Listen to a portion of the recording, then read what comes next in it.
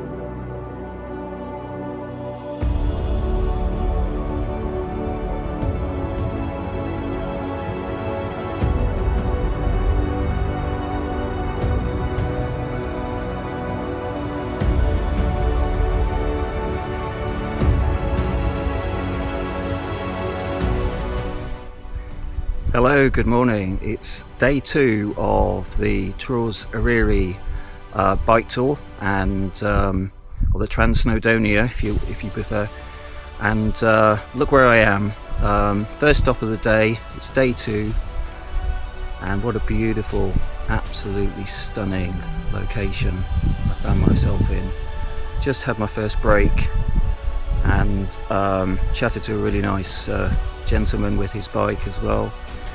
And yeah, heading for Dolgellau today. So apparently I've just been told it's mainly downhill all the way.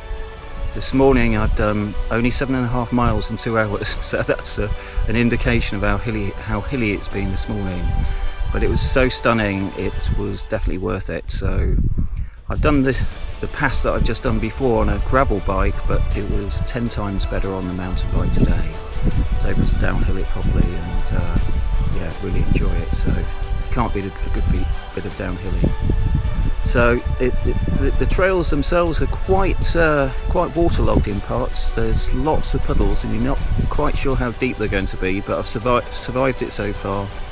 Managed to keep my feet dry. So I'll probably report in a little bit later when I get to Dolgellau, but I'm just going to take the drone out in a moment. But that's all from me for now. Bye for now. Bye.